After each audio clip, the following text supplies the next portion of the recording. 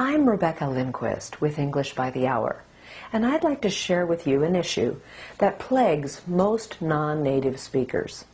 That is, whether your first language is Spanish, or an Indian language, or many other languages of the world, where you have a reputation for talking fast. That is, in the ears of an American speaker. Now, the challenge is that you may not actually be talking too fast. It may simply be the perception of the listener. So the advice to slow down may not be good advice. Let's try that advice. I'm going to take the advice to slow down. So now I'm going to attempt to talk a little bit slower. Notice what's happening. I'm really monitoring everything I say and consciously trying to slow down. That didn't sound very good.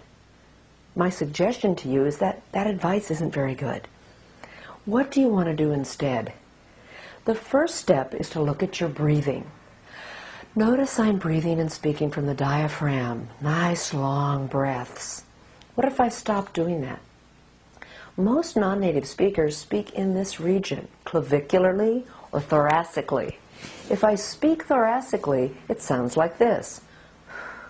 It sounds like I'm talking a little bit faster. And notice that my chest is going up and down a bit because I'm no longer breathing from the diaphragm, and so it sounds like I'm talking too fast. I'm actually delivering at the same pace. I'm merely changing my breath. The second step is to move your mouth, especially in terms of clarity. If I don't move my mouth very much, I just restrict the movement. Notice that my speech is more muffled and harder to understand. Even if I pronounce the words correctly, if I restrict my mouth movement, I'm not as easy to understand. Therefore, people may ask me to slow down so they can understand me better.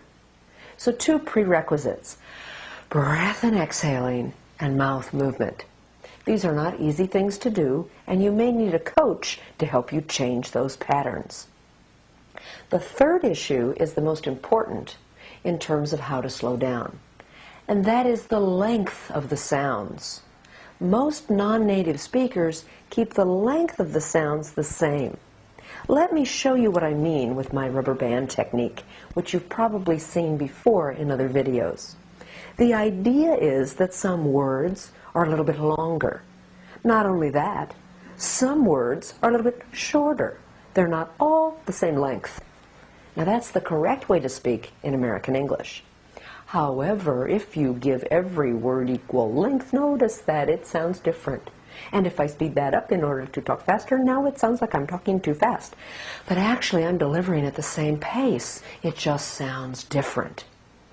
So let's review. Breath is number 1 prerequisite. Mouth movement is the second prerequisite. The technique is to hold some words a little bit longer. But that's not all. We also need to cluster the words. The words are in groups. They're never alone.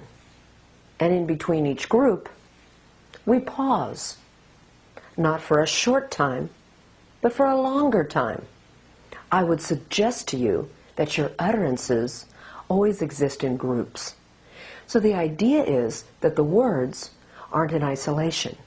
This would be words in isolation.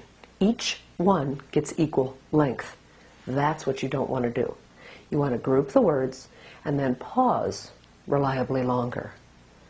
If you do these techniques and follow the prerequisites I mentioned, you will create a tremendous result in your speech that will make your listeners see in their eyes, or more likely in their ears, more importantly in their ears, that you're speaking more slowly. Let's try that one last time together. Breathing and mouth moving. Notice that I can speak rather rapidly. I'm not talking slowly, but it sounds natural, it's easy to understand, and I don't have to slow down. I hope this information has helped you to become a better speaker in American English, and we look forward to seeing you online in our live internet coaching sessions with English by the Hour.